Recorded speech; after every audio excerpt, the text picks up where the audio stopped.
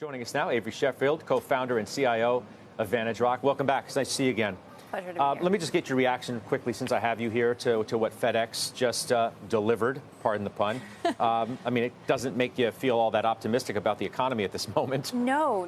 And, this is something that we've actually been anticipating because, as you well know, we follow the consumer sector very closely, and we've seen this massive inventory build so much earlier than anticipated. Certainly has led to a tough promotional environment, but also we've anticipated that this fall we're actually going to see a lot less demand for deliveries because companies were bringing in goods so much earlier, and that would lead to a meaningful decline in rates. And then also, of course, we've seen e-commerce growth be slower than anticipated. So with capacity expansion, that leaves less opportunity for pricing increases than we've had in the past. Yeah, so it does play into your overall thesis about the market.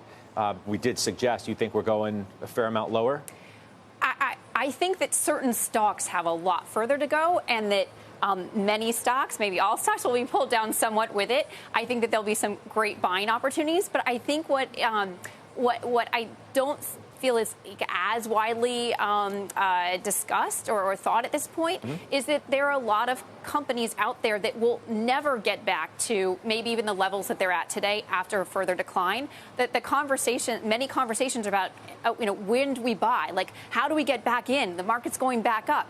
Certain stocks I do think are oversold for the long term, but others are very much still dangerous to get involved in. What kinds of stocks are you specifically talking about here? Right. So growth stocks, a lot of stocks even in sectors like the software sector that have very high valuations that have traded on non-GAAP earnings for many years. Maybe they have a good business, but not necessarily a good business model in terms of generating real returns. And I think that as we start to see slowdowns in these companies, there's a lot of risk and a downside ahead.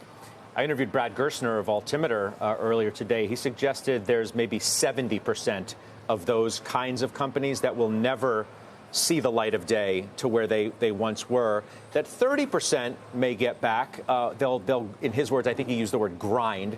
They'll grind it out and they'll get back. But 70% of those stocks which were once overvalued and came down a lot may not get back to those levels ever. I would agree that it seems like it's probably at least 70%. And I think you're going to have a host of other companies that have just traded at too high of valuations. So maybe 30 to 40 times earnings goes to 20, goes to 17 times earnings as the growth slows. And companies also, I think, are something also to watch out for is if companies make big acquisitions at very high prices, like an encumber maybe end up having to take on debt as a result of that at some point in time. Like those are vulnerable points where the upside, might not be there anymore. Leave us with an idea of something you like. RGA?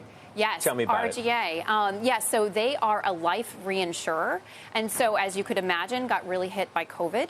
And the good news, of course, is that we're here speaking in person without masks. COVID is reduced significantly. You have treatments like Paxlovid that mean that people, when they get it, probably going to do much better. And as a result, the earnings had been hit, but they're starting to come back. It trades at about 10 times expected consensus for this year. We see, mid to high teens or more growth next year, and it's completely, it's acyclical, right? It's an idiosyncratic risk. So a good place to potentially hide out with appreciation potential longer term. I gotcha. We got to leave it there. My apologies, and I appreciate your understanding. We had the FedEx news breaking that we had to react to there, but we'll talk to you again soon.